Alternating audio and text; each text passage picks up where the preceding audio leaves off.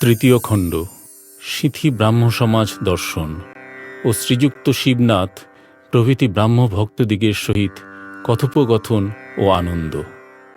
প্রথম পরিচ্ছেদ। উৎসব মন্দিরে শ্রীরামকৃষ্ণ।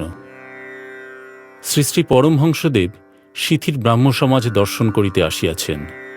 28শে অক্টোবর ইংরাজি 1882 খ্রিস্টাব্দ শনিবার, আশ্বিন মাসের কৃষ্ণা দ্বিতীয়া তিথি। আজ এখানে মহোৎসব। ব্রাহ্ম সমাজের ষান্মাসিক, তাই ভগবান শ্রীরামকৃষ্ণের এখানে নিমন্ত্রণ।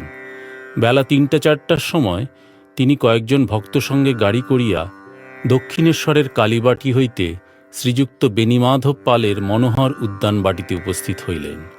এই উদ্যান বাটিতে ব্রাহ্ম সমাজের অধিবেশন হইয়া থাকে। ব্রাহ্ম সমাজকে তিনি বড় ভালোবাসেন। ব্রাহ্ম ভক্তগণও তাহাকে সাতিশয় ভক্তি শ্রদ্ধা করেন।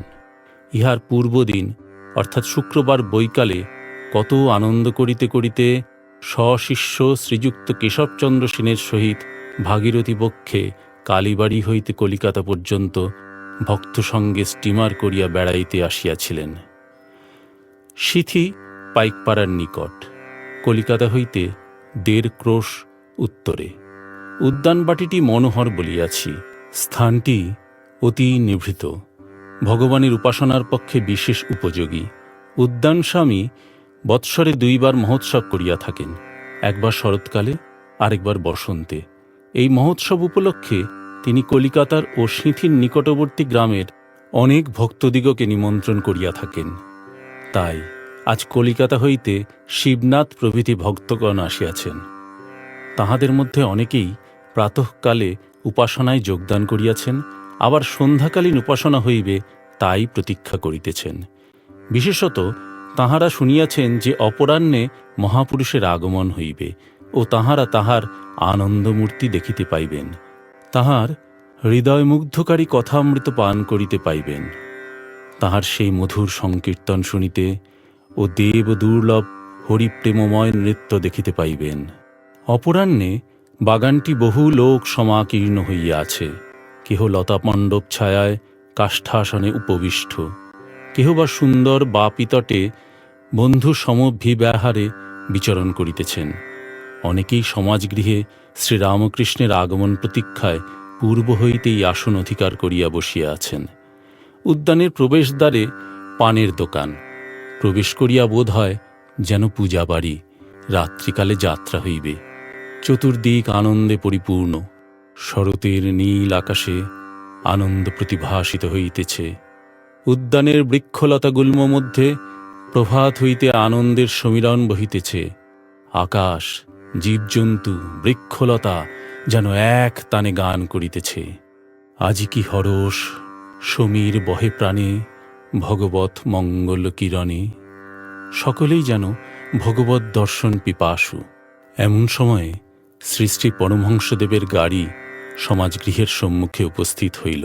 সকলেই গাত্রোত্থান করিয়া মহাপুরুষের অভ্যর্থনা করিতেছেন। তিনি আসিয়াছেন। চারিদিকের লোক তাহাকে মণ্ডলাকারে ঘেরিতেছে। সমাজগৃহের প্রধান প্রকোষ্ঠ মধ্যে বেদী রচনা হইয়াছে। সে স্থান লোকে পরিপূর্ণ। সম্মুখে দালান, সেখানে পরমহংসদেব সমাসীন, সেখানেও লোক।